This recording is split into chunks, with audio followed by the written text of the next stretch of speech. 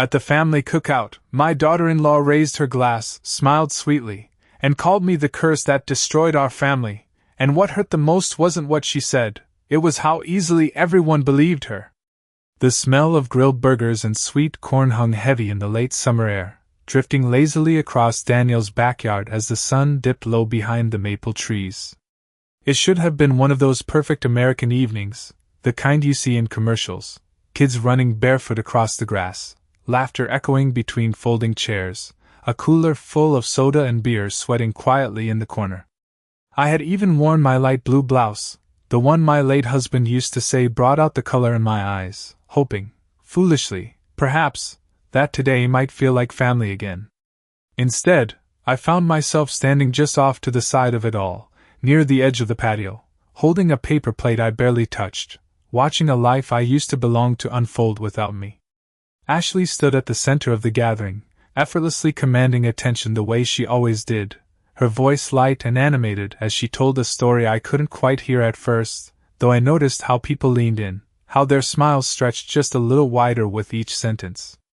Daniel stood beside her, one hand resting casually on her shoulder, nodding along, his gaze fixed somewhere above the crowd but never once finding mine. It wasn't until Ashley lifted her glass, tapping it gently with her fingernail to draw everyone's attention, that the conversation stilled enough for her words to land clearly. "You know," she began, her tone playful, almost teasing. "Every family has that one person who just brings bad luck, like a dark cloud that never quite goes away." A few polite chuckles rippled through the group, hesitant at first, as if waiting for permission to laugh. I felt my fingers tighten slightly around the flimsy edge of my plate, though my face remained calm, my expression unchanged. Ashley tilted her head just enough to glance in my direction, her smile never wavering. "In our case," she continued, raising her glass higher now, "we all know who that is." And then she said it. "The curse that destroyed our family." The laughter came easier this time, fuller, more certain, filling the space between us like smoke. Someone let out a low whistle. Another person shook their head with a grin, as if it were all just a harmless joke. I didn't move. I didn't speak.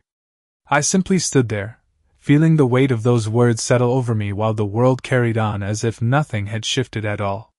I looked at Daniel then, just for a moment, waiting for something, anything, a flicker of discomfort, a quiet correction, a simple, "That's not funny."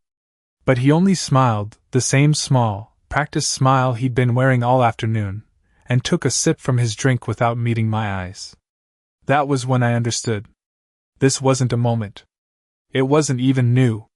It was just the first time they'd said it out loud. I set my plate down on the nearest table, careful not to let it rattle, and folded my hands loosely in front of me. The breeze shifted, carrying with it the sound of laughter and the faint crackle of the grill, and for a second, I was somewhere else entirely, back in a kitchen that felt like mine, setting the table for a family that used to sit together, hearing my husband's voice calling from the other room. But that life felt distant now, like something I had dreamed once and then forgotten upon waking. Ashley lowered her glass, satisfied, already turning her attention back to the group as if nothing of consequence had just been said. The moment passed for them. It did not pass for me.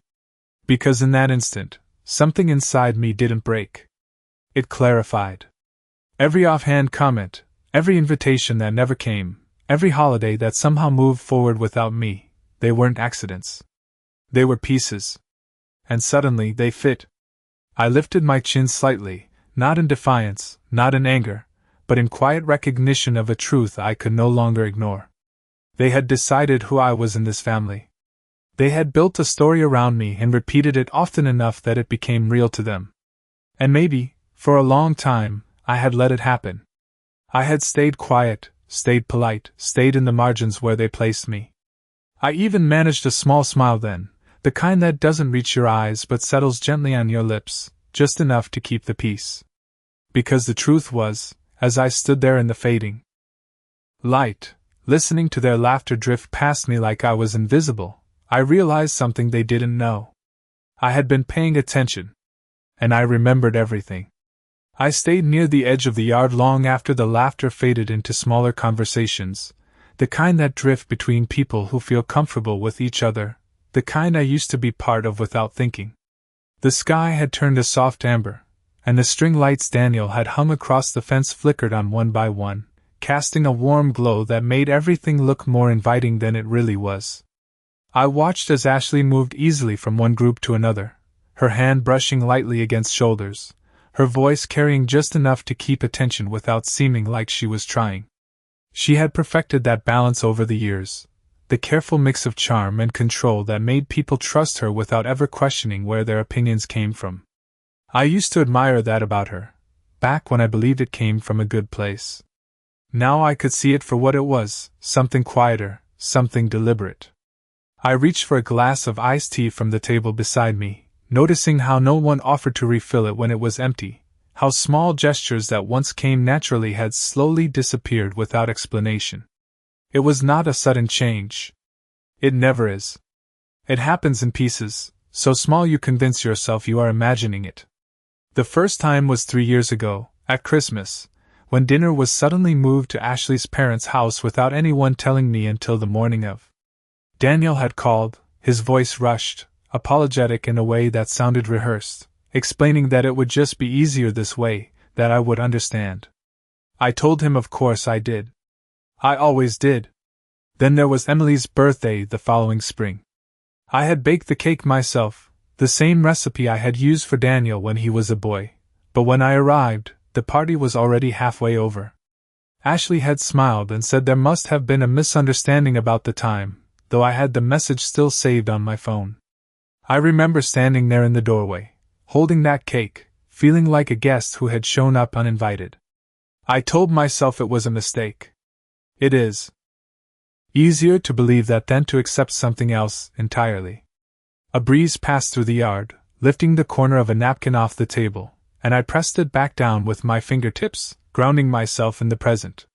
Across the lawn, Daniel laughed at something one of his friends said, his head tilted back in a way that reminded me so much of when he was younger that for a moment it caught in my chest. He used to look at me like that, with that same open warmth, like I was the safest place in the world.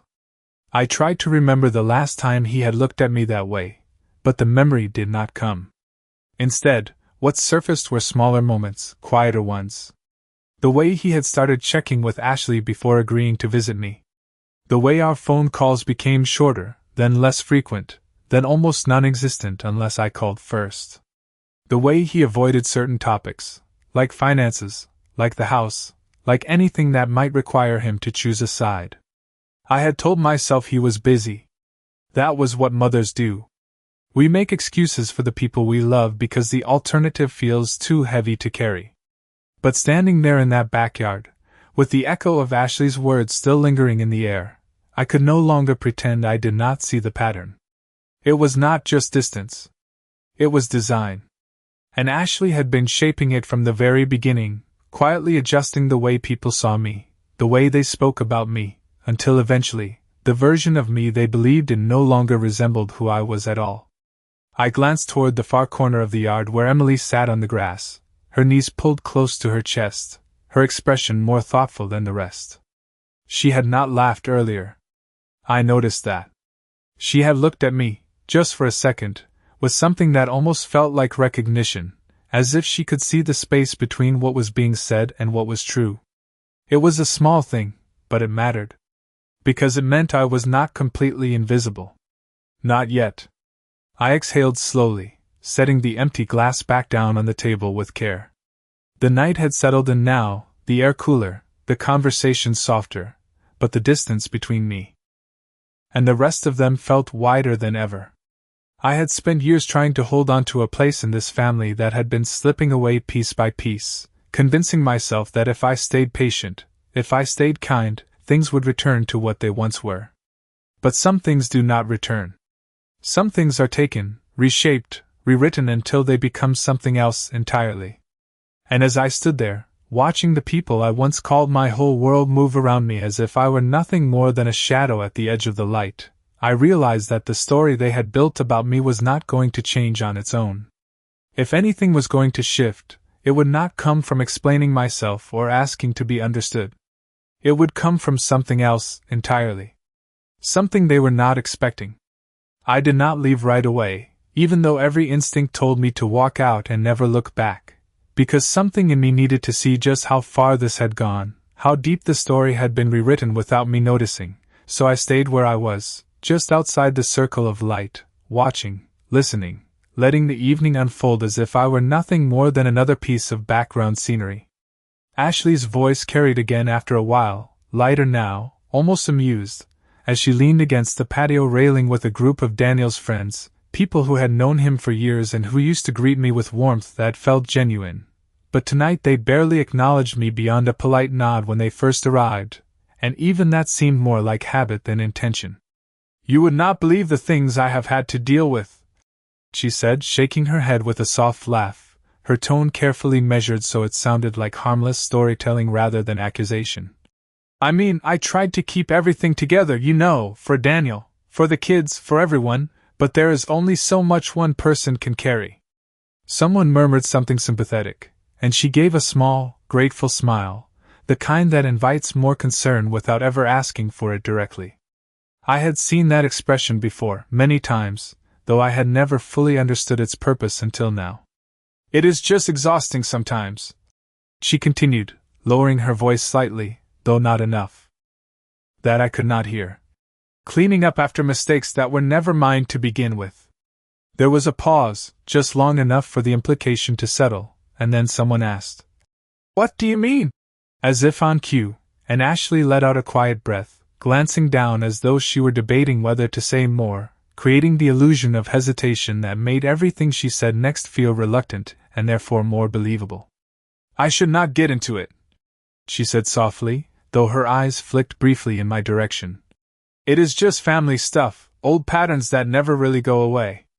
Another voice chimed in, encouraging her, telling her it was safe to talk, that they all understood how difficult family could be, and just like that, the door was open.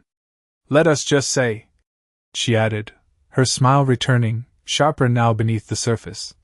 "Some people have a way of making everything about themselves, even when they are not supposed to be part of the picture anymore." A few people laughed again, quieter this time, more knowing, as if they were in on something I was not, and I felt the weight of it settle more clearly than before. This was not just about one moment, or one careless remark. This was a narrative, carefully built and reinforced, one conversation at a time, until it became the version of truth everyone accepted without question. I glanced at Daniel again, hoping against reason that he might interrupt, that he might say something to redirect the conversation, but he only shifted his weight slightly and looked down at his phone, scrolling as if none of it required his attention, as if silence were easier than choosing. That silence spoke louder than anything Ashley could have said.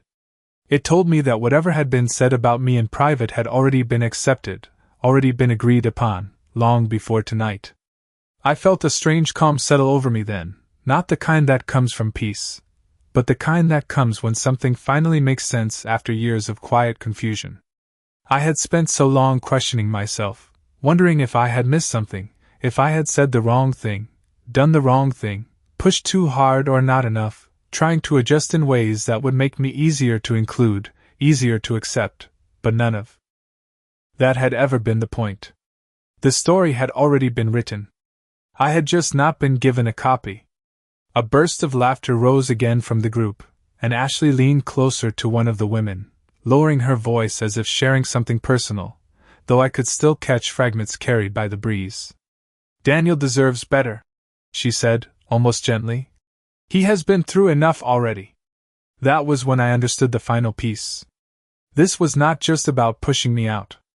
It was about positioning herself as the one who had saved him, who had stepped in where I had somehow failed, creating a contrast that made her look stronger, more capable, more deserving of trust.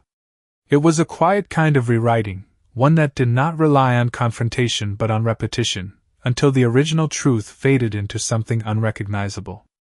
I let my gaze move across the yard one more time, taking in the small details I had once loved without thinking, the worn wooden table Daniel had built years ago, the wind chimes that still hung near the porch, the faint outline of the garden I used to help maintain before I stopped being asked? None of it felt like mine anymore. And yet, as I stood there, I realized that while they had taken my place in this family, they had not taken everything. There were still things they did not know. Things they had never thought to ask about, because they never believed I had anything left to hold on to.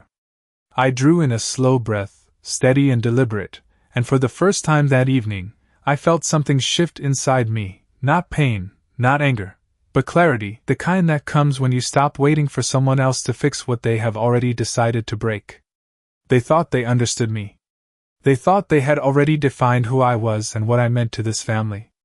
But they had built that certainty on assumptions, and assumptions have a way of unraveling when they meet the truth. The longer I stood there, the more the past began to arrange itself in my mind with a clarity that felt almost unsettling. Like looking at a photograph that had always been slightly out of focus and suddenly seeing every detail sharpen all at once. It had not started with Ashley. That was the part one had been unwilling to admit for a long time. It started much earlier, in smaller moments that seemed harmless at the time, moments I dismissed because I believed in the strength of what we had built as a family. After my husband passed, the house felt too quiet, and Daniel had insisted I come stay with them more often, said he did not want me to be alone, said it was what his father would have wanted. I remember the first weekend I spent there after the funeral, how Ashley greeted me at the door with a smile that seemed warm enough, though there was something measured in it, something careful. She had shown me to the guest room, pointed out where everything was, and told me to make myself at home, but even then, I noticed how certain spaces felt closed off, how the kitchen, once the center of every home I had ever known, now seemed to operate on rules I had not been given. I would reach for something and pause, unsure if I was allowed to move it, to use it, to exist there in the same way I once had. It was a subtle shift, but it stayed with me. Over time, those small hesitations turned into quiet adjustments.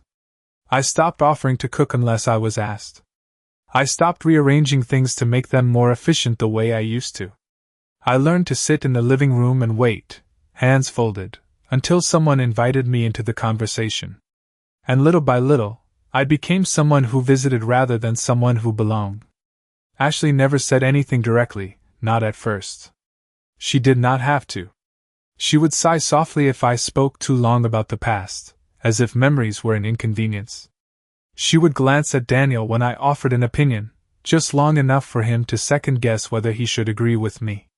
She would phrase her corrections as suggestions, always polite, always reasonable, so that if I ever felt hurt by them, it seemed like I was the one being difficult.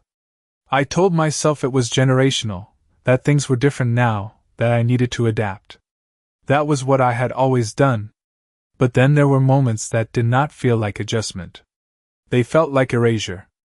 I remembered one afternoon about a year after my husband's passing, when Daniel mentioned selling the old family cabin. It had been in our family for decades, a place where he spent his summers as a child, where we had celebrated birthdays and holidays, where every wall held a memory that still felt alive to me. I had assumed it would stay in the family, that it would pass to him the way his father had intended. When I asked about it, gently, Ashley had stepped in before Daniel could answer. She explained that it was too much upkeep, that it did not make financial sense, that they had already found a buyer. Already. The decision had been made without me, without even a conversation, as if my connection to that place did not carry enough weight to be considered. Daniel had avoided my eyes that day too, just like he did tonight, offering a quiet explanation about practicality, about moving forward, about doing what was best for everyone. I nodded, because that was what I had trained myself to do, to accept what I could not change, to keep the peace even when it cost me something I could not replace. But now, standing here in the dim light of the backyard, I could see that moment differently. It was not just about the cabin. It was about control. About deciding what mattered and who got to decide it. Ashley had not forced anything. She had simply positioned herself as the voice of reason, the one who saw things clearly, until her perspective became the only one that counted. And Daniel, whether he realized it or not, had followed that lead step by step, choice by choice, until the distance between us became something neither of them questioned anymore. I felt a quiet weight settle in my chest, not heavy with grief the way it used to be, but steady, grounded in something more certain. I had spent years trying to hold on to what was slipping away, believing that patience and kindness would be enough to preserve it. But some things are not preserved by holding on. Some things are taken while you are still convincing yourself they are safe. I looked down at my hands, at the faint lines that had deepened over the years, the small reminders of a life spent building, giving, showing up even when it was difficult. None of that had disappeared. It had simply been overlooked. And for the first time, I began to understand that being overlooked did not mean being powerless. It only meant that no one was paying attention to what I still had left to give, or what I might choose to do with it. It was not until I stepped a little farther into the yard, closer to where the light from the patio reached the grass, that Emily looked up and noticed me, her expression shifting almost immediately from distant thought to something more aware, more careful, as if she had been watching longer than I realized and had simply not known what to say. She stood slowly, brushing her hands against her jeans, and walked toward me with a hesitation that felt honest, not rehearsed, not shaped by anyone else's expectations. "Grandma," she said softly, her voice just loud enough to carry over the low hum of conversation behind us. "Are you okay?" It was a simple question, the kind people ask without thinking, but the way she looked at me made it feel different, as if she was not asking out of obligation but out of genuine concern, as if she had noticed something no one else had bothered to see. I held her gaze for a moment, taking in the sincerity there, and for a brief second, something in my chest loosened, just enough to remind me that not everything had been rewritten beyond recognition. "I am fine," I said, my voice steady, not because it was entirely true, but because I had learned how to carry things quietly, how to keep my balance even when the ground shifted beneath me. Emily glanced over her shoulder toward the group where her parents stood, her brow tightening slightly. "That was not funny," she added, her tone lower now, almost cautious, as if she knew the line she was crossing by saying it out loud. I followed her gaze for a moment, watching Ashley laugh at something someone else had said, her posture relaxed, confident, completely at ease in a space she had made her own.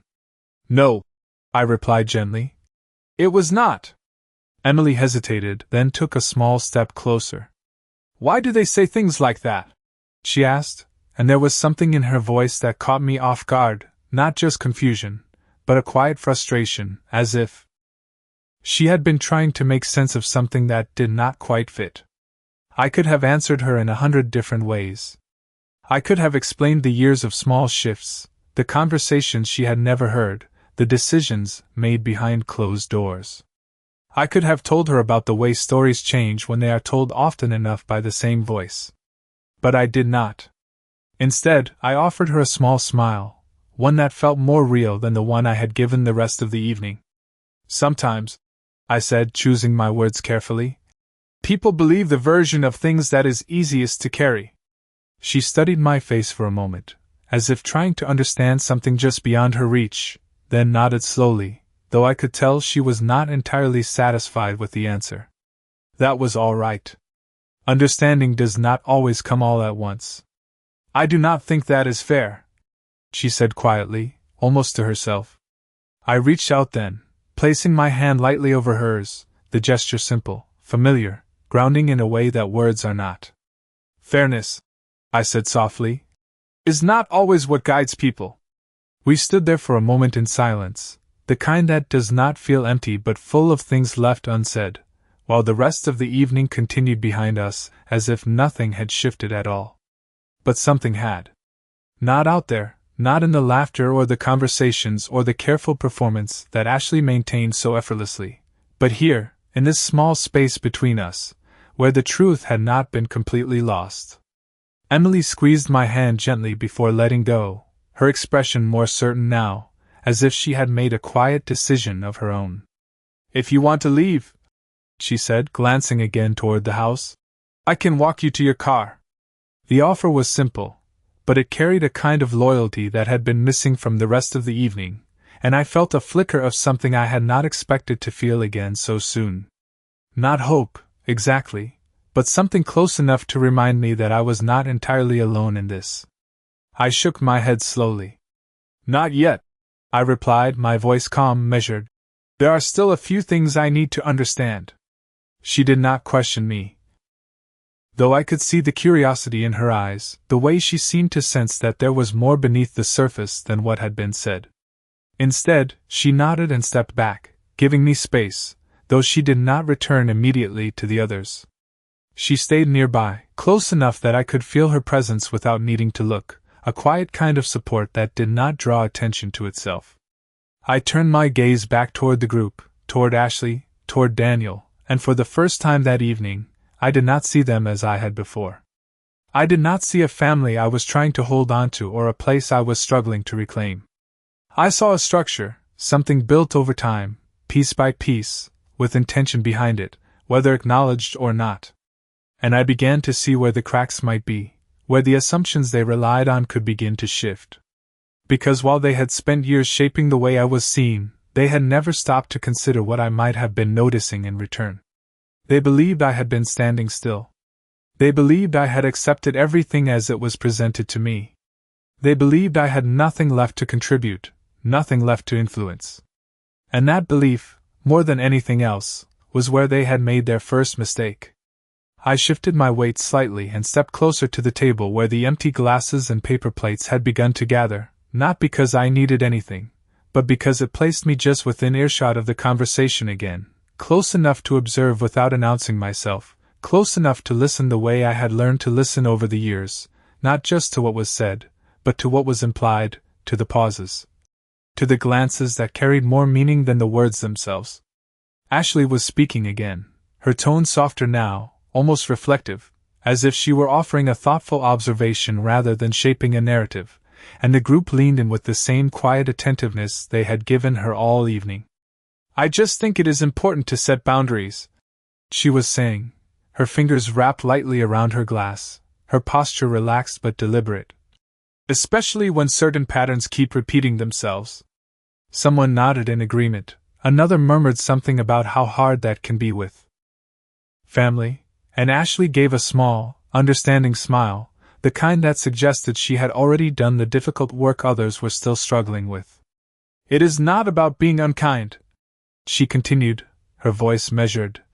It is about protecting what you have built. Daniel and I have worked really hard to create a stable environment, especially for the kids, and sometimes that means making decisions that not everyone will understand. The words were careful, almost gentle, but they carried a quiet finality that settled over the group like something unquestionable. I noticed how Daniel shifted slightly beside her, not away, but closer, as if reinforcing her position simply by standing there, his presence lending weight to everything she said without requiring him to speak. That was how it worked now. She spoke, and he confirmed. Not with words, but with silence. I reached for a napkin and folded it once, then again, my hands moving with a calm that did not match the sharp clarity forming in my mind. This was not accidental. None of it was. Every phrase Ashley used was designed to sound reasonable, to frame her choices as necessary, responsible, even protective. And in doing so, she placed me on the opposite side of that equation, not as someone who had been pushed out, but as someone who needed to be kept at a distance. It was a subtle shift, but a powerful one. Because once that idea took hold, everything else followed naturally. The missed invitations, the shortened visits, the decisions made without me. They were no longer seen as exclusion. They were seen as boundaries. And boundaries, when framed correctly, are rarely questioned.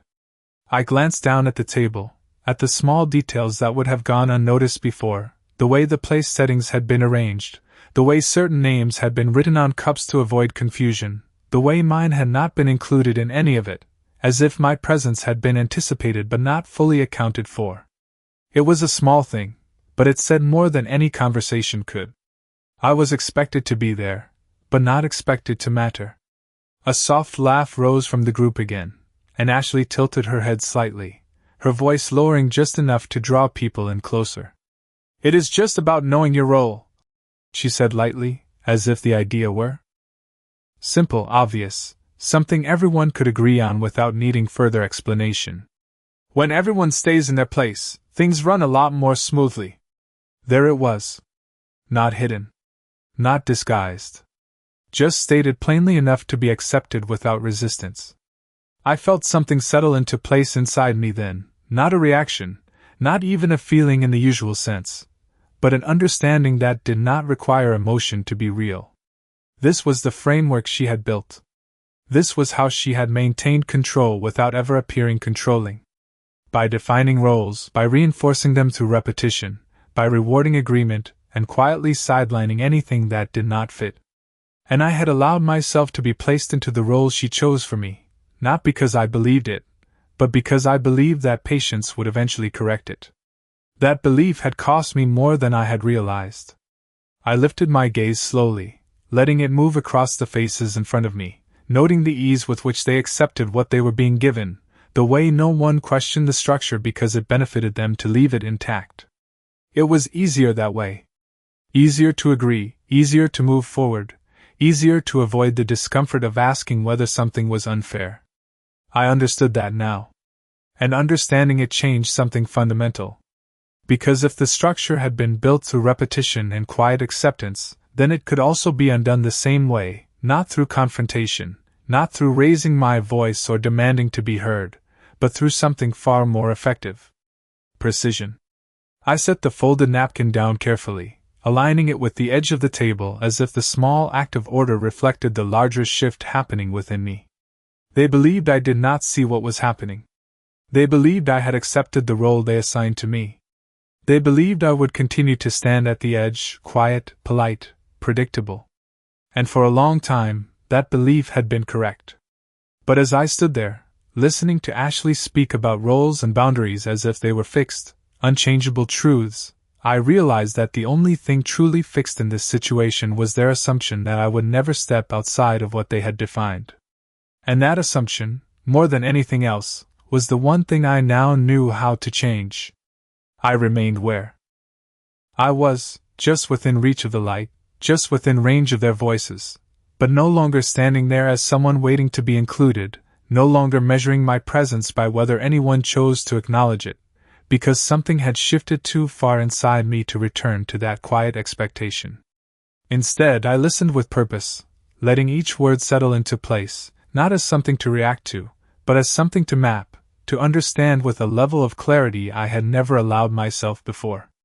Ashley's voice continued to move through the group with that same controlled ease, each sentence polished, each pause intentional, and the more I listened, the more I recognized the pattern not just in what she said, but in how she guided the conversation, how she shaped the direction without ever appearing to force it.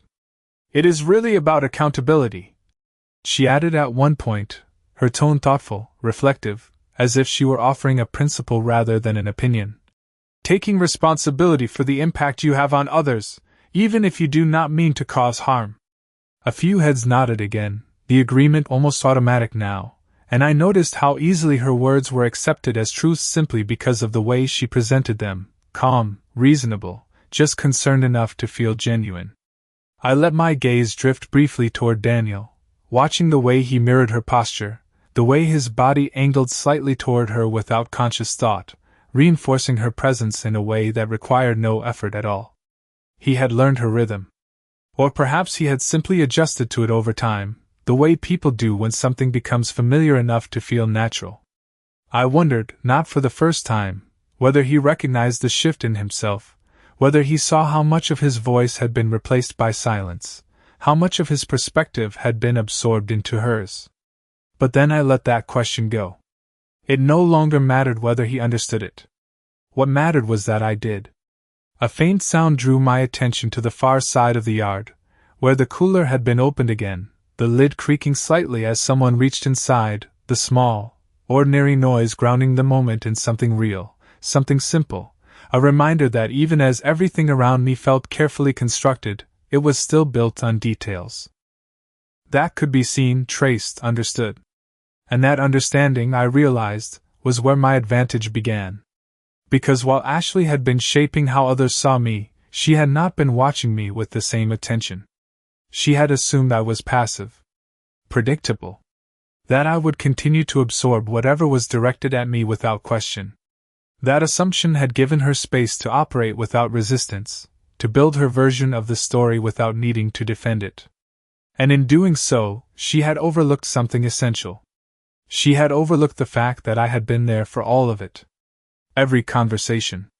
Every decision. Every moment where something shifted just enough to be noticed if someone was paying attention. And I had been paying attention, even when I told myself I was not. I reached into my bag then, not quickly, not in a way that would draw notice, but with the same calm, deliberate movement I had carried through the entire evening, and I felt the edge of the folder resting inside, smooth, familiar, solid in a way that grounded me more than anything else had that night. I did not take it out. Not yet. There was no need. Its presence alone was enough to remind me of what I already knew, of what I had kept, of what had never been part of their version of the story because they had never thought to ask. I let my hand rest there for a moment before withdrawing it, closing the bag gently and setting it back against my side, my expression unchanged, my posture steady, as if nothing at all had shifted. But everything had.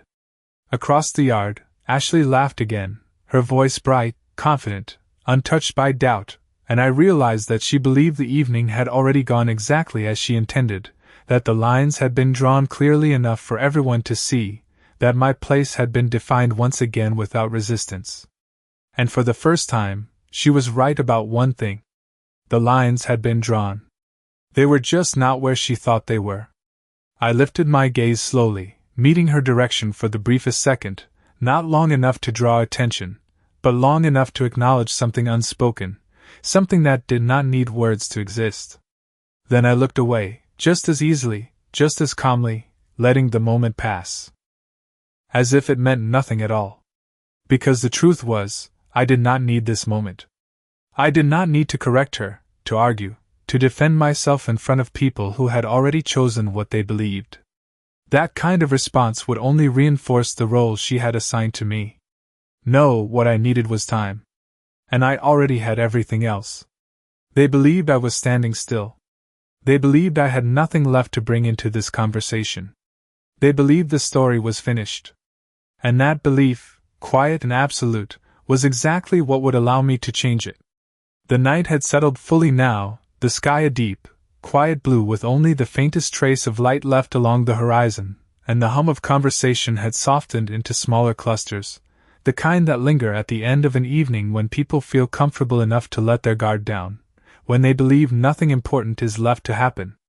I stepped forward then, not abruptly, not in a way that demanded attention, but just enough to shift my position from the edge into the space they had unconsciously kept for themselves, and for a brief moment, the movement alone was enough to draw a few glances in my direction. Ashley noticed first. She always did.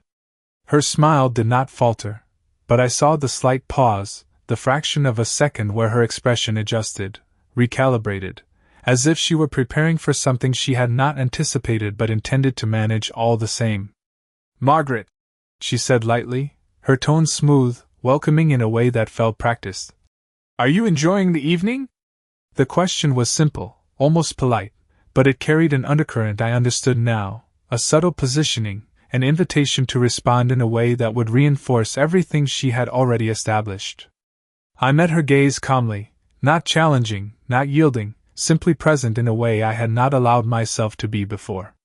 "It has been very enlightening," I replied, my voice even, measured, and for a brief second, the words seemed to settle differently than expected, not fitting neatly into the space she had prepared for them. A few people shifted slightly, their attention sharpening just enough to register that something had changed, though no one spoke. Ashley let out a soft laugh, brushing it aside with the ease she had used all evening. "Well, that is good," she said, tilting her head just slightly. "We always want everyone to feel comfortable here." Comfortable.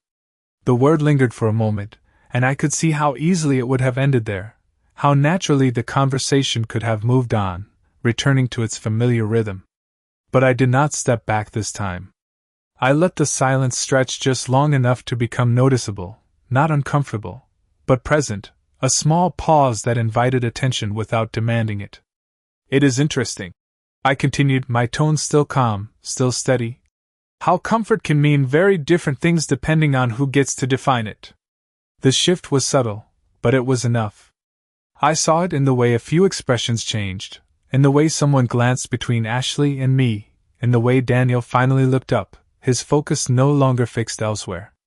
Ashley's smile remained, but there was a tightness to it now, a slight narrowing of her eyes that suggested she was listening more carefully than before. I suppose that is true, she replied, her voice still composed, though I could hear the faint edge beneath it. But at the end of the day, we all have to do what is best for our family. I nodded once, acknowledging the statement without agreeing to it, letting it exist exactly as it was. Yes, I said quietly.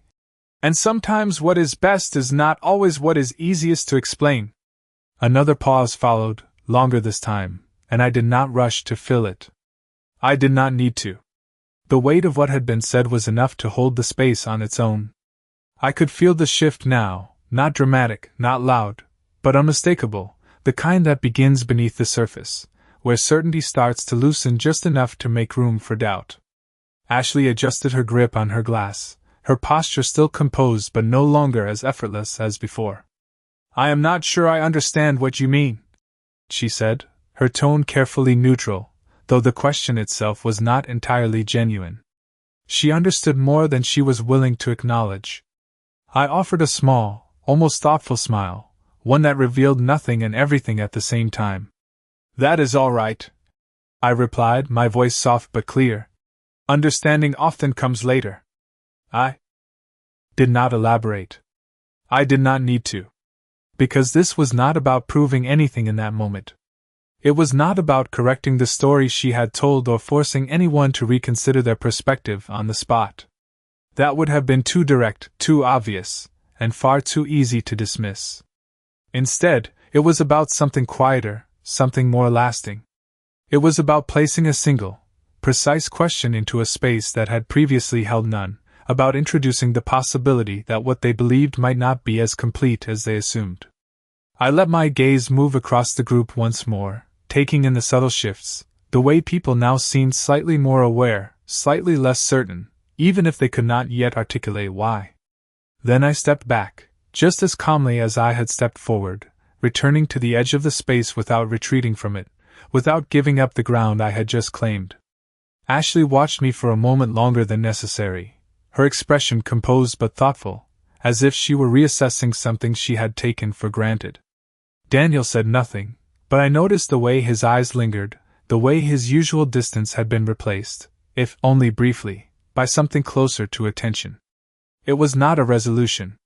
Not yet. But it was enough. Because for the first time that evening, the story had not moved forward exactly as she intended. And that, more than anything else, was where change begins. The silence that followed did not last long, but it did not need to, because something had already shifted in a way that could not be easily undone, not by laughter, not by a change of subject, not even by the careful ease Ashley tried to reintroduce as she turned slightly and began speaking to someone else, as if nothing had happened.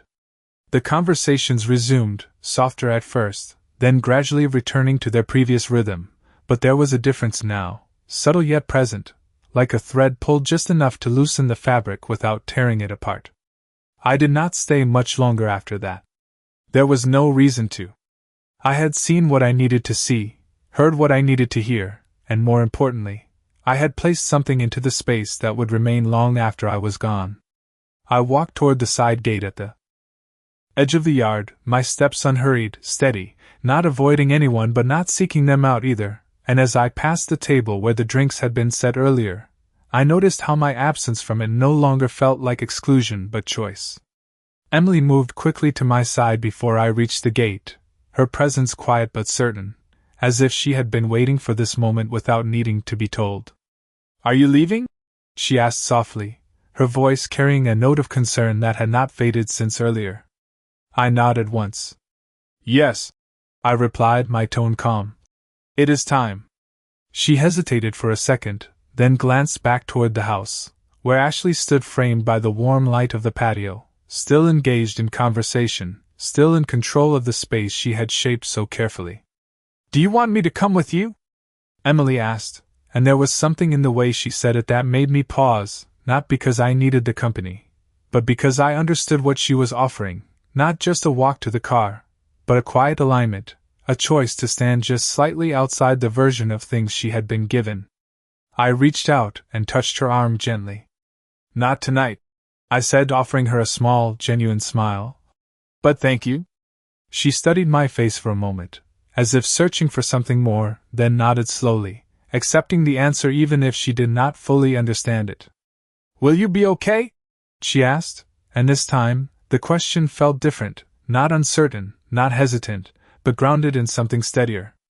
"I will be more than okay," I said, and for the first time that evening, the words were entirely true. I stepped through the gate and into the quiet of the driveway, the sounds of the gathering fading behind me as the door swung closed, not abruptly, but with a soft finality that marked the end of something I had been holding on to for far too long. The air felt cooler here, away from the heat of the grill and the weight of expectation, and I took a slow breath, letting it settle into my chest without resistance. For a moment, I stood still beside my car, looking back at the house, at the lights spilling out from the windows, at the silhouettes moving. Inside, each one part of a story that no longer needed me in the way it once had. And yet, as I stood there, I did not feel removed. I felt clear. I reached into my bag again, this time without hesitation, and opened the folder just enough to glimpse the papers inside, the documents I had kept, the records I had organized quietly over the past year, not out of suspicion at first, but out of habit, the kind that comes from a lifetime of managing details others overlook. Bank statements, property records, correspondence. Small things, individually, but together, they told a story far more complete than the one Ashley had been sharing so effortlessly. I closed the folder again and placed it back inside, not because I was hiding it, but because there was no need to reveal it yet. Timing mattered. Precision mattered. And for the first time in a long time, I was no longer reacting to what had been done. I was deciding what would happen next. I opened the car door and sat down, the familiar weight of the seat grounding me in something steady and real, and as I turned the key in the ignition, I allowed myself one final glance toward the house. They were still inside, still moving through the evening as if it had gone exactly as planned, still certain of the roles they had assigned, still confident in the version of the story they believed to be complete. That certainty would not last. Not because I intended to confront it directly, not because I would raise my voice or demand to be heard, but because I understood something they did not. Stories built on assumption are fragile. They hold only as long as no one challenges the foundation beneath them. And I now knew exactly where that foundation stood. I pulled out of the driveway slowly, the headlights cutting a clean path through the dark, and as the house disappeared from view in the rearview mirror, I felt no need to look back again. They had called me a curse, something to be pushed aside, something to be blamed for what had gone wrong. They believed that was the end of the story. But as I drove into the quiet night, with nothing but the steady hum of the road ahead of me, I understood with complete certainty that it was only the beginning of mine.